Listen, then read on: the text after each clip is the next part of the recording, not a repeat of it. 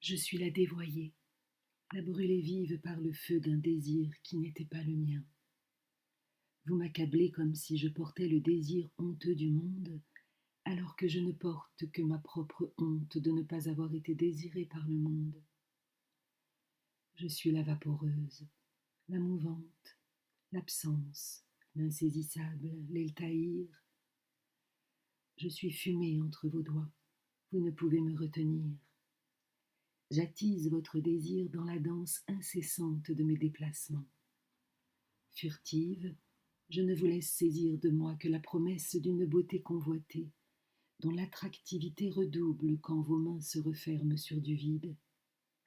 Liane ondulante, je vous ensorcelle quand vos yeux me cherchent.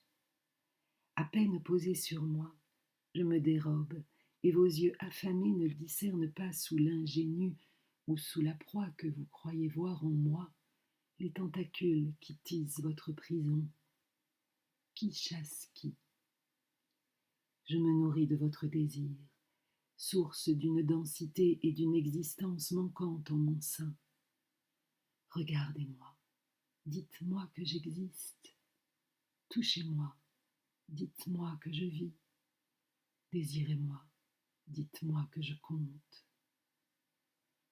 Tantôt sulfureuse, sulfurieuse, tantôt doucereuse, douce, heureuse, je prends la forme dont vous avez besoin pour déposer votre regard vide, appâté, enfin réveillé du ronronnement de votre vie.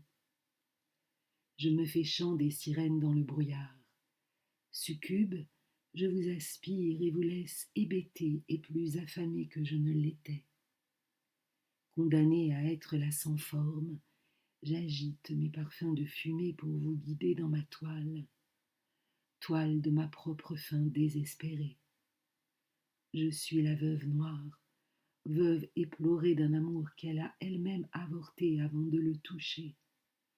Que votre désir remplisse les abysses de mes entrailles, qu'il chasse le néant qui me menace d'inexistence, mais surtout ne me saisissez pas, l'illusion ne tiendrait pas.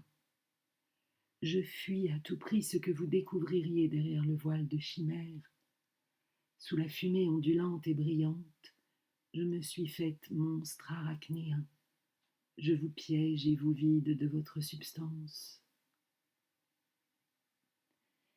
Je suis née au creux des montagnes venteuses et des cimes nuageuses, de deux géants de roche, si hauts que leurs yeux étaient brouillés par les brumes montantes des forêts sous les pluies d'automne. Ils portent chaque jour leur regard au loin, couvrant des étendues infinies.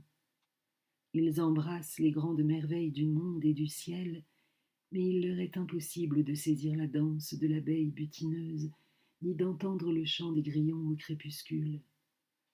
Je suis née si petite que je ne sais comment ils ne m'ont pas écrasée. Je ne les discernais pas plus haut que leurs jambes. Les grands êtres de pierre surveillent les tempêtes galopantes, les grands incendies, les vagues capricieuses, les guerres lointaines et les pluies d'étoiles. J'ai attendu longtemps en bas, à leurs pieds, loin de ces grands événements du monde, qu'ils se baissent auprès de moi et que je les rencontre enfin. Je les ai attendus si longtemps que je les ai rêvés des années durant. Comme leurs yeux devaient être beaux, irisés, immenses, éclatants de la lumière de l'horizon. J'imaginais ce que je lirais dans leur regard quand ils me verraient. De la vie, de l'amour, de la fierté.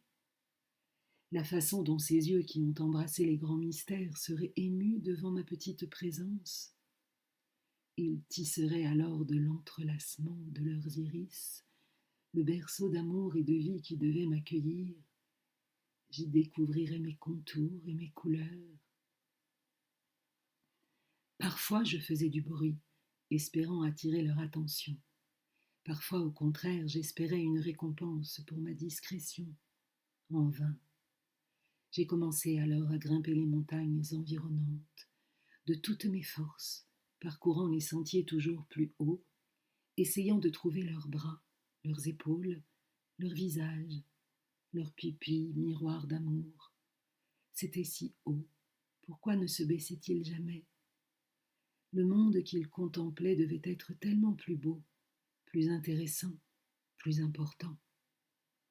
Sur les chemins, j'ai croisé maints dangers et de nombreux regards porteurs de promesses illusoires au prix de ma chair et mon âme entaillée, mais qui me donnaient un peu de force pour continuer à grimper.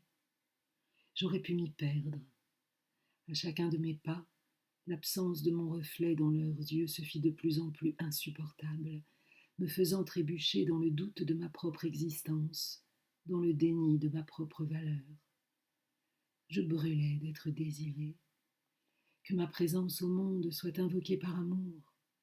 Je brûlais tant et si bien, de désir, de peur et de doute, que je pris feu et me consumai entièrement jusqu'à devenir fumée. Avais-je déjà eu un contour?